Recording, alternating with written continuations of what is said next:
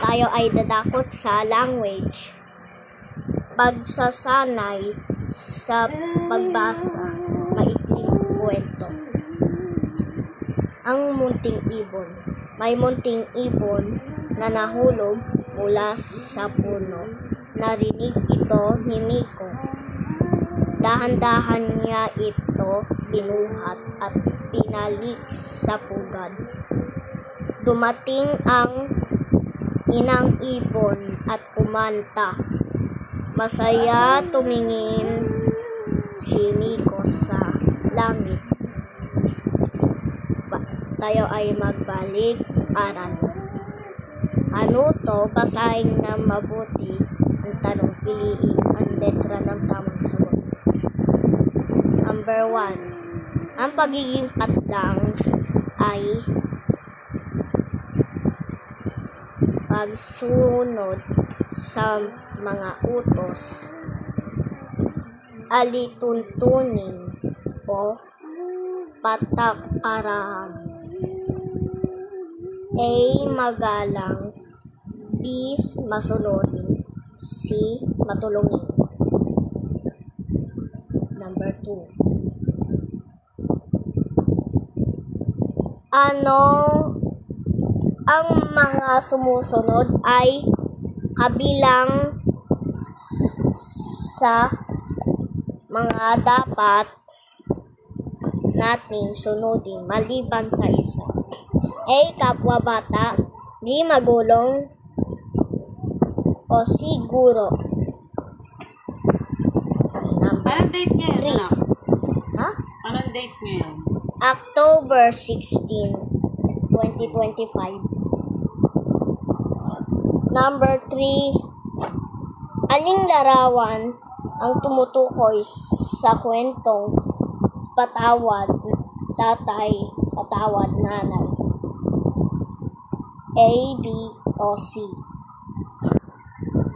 Okay. Number 4. Ano ang mabuting idudulot ng pagsusunod? A. Matutuwa ang mga magulang. B.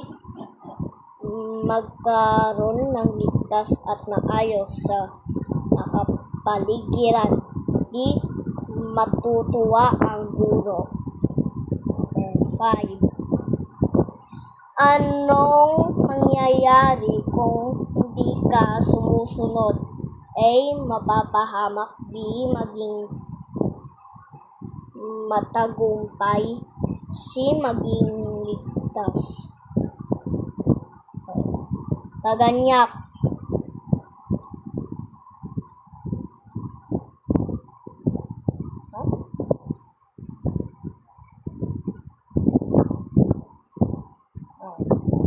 Talakayan. Paganyak. Ay, hindi.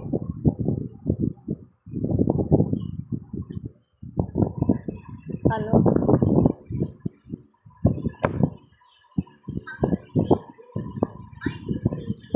Malayang pagsasanay. Ano to? Isulat ang salitang tama kung tama ang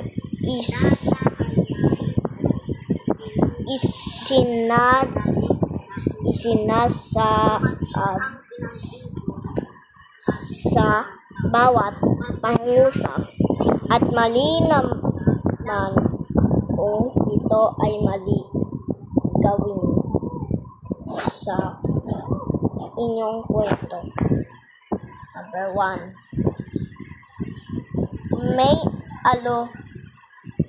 alituntunin sa silid-aralan na may dapat sundin ng bawat aralan.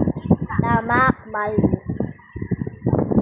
Okay, number 2. Ginawa ni Andre ang kanilang tagdang aralin. Tama o mali? Okay, number 3. Gustong umihi ni Danilo kaya dali-dali siyang tumakbo palabas sa silid-aralan. Tama o mali? Okay, number 4. Nanatiling tahimik ang mga mag-aral ng pangkat hawak.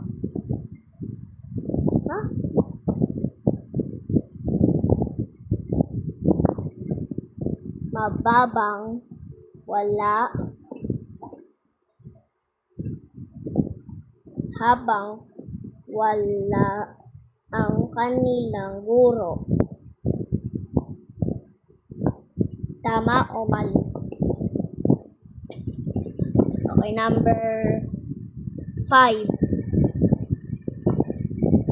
Ang pagsunod. Alis ka nga, umalis. Sa mga alituntunin.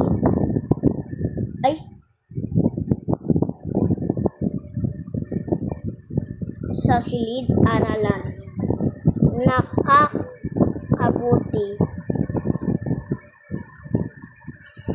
sa mga mag-aral. Tama o mali? Tandaan ang alis ka nga, alis. Ay. Alis. Ay, si Ori. Alis. Ang alituntunin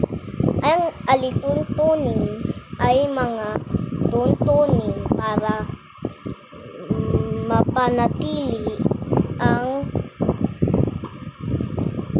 kaayusan sa silid-aralan.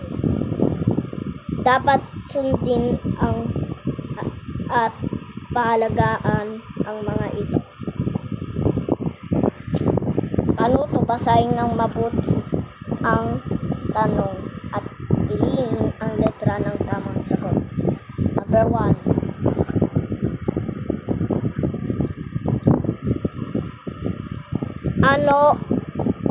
Ito ay mga tuntunin para mapanatili ang kaayusan sa silid-aralan. A. Alituntunin. B. Kaayusan. O C. Karapatan. Okay. Number 2. Anong alituntunin ang nagpapakita ng sa larawan?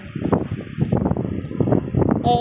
Papasok sa tamang oras. B. Magpapaalam kapag lalabas ng silid-aralan. O C.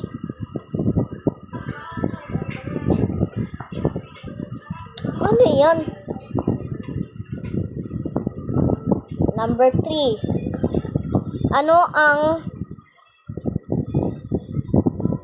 pahihinatnan kapag hindi nakikinig sa guro?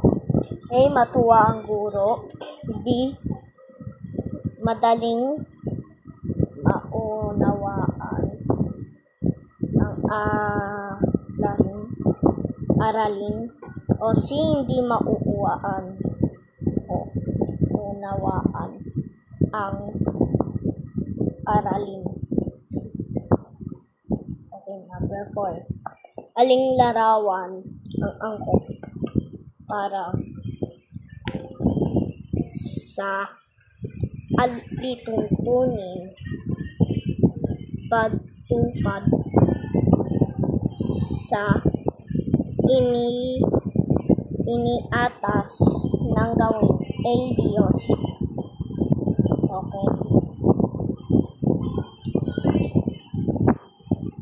Ano ang mangyayari kung susundin ng mga mag-aral ang mga alituntunin sa silid-aralan. A. Maging magulo sa silid-aralan. B. Walang mangyayaring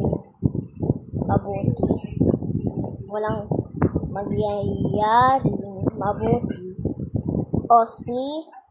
Magkaroon ng kaayusan. Okay.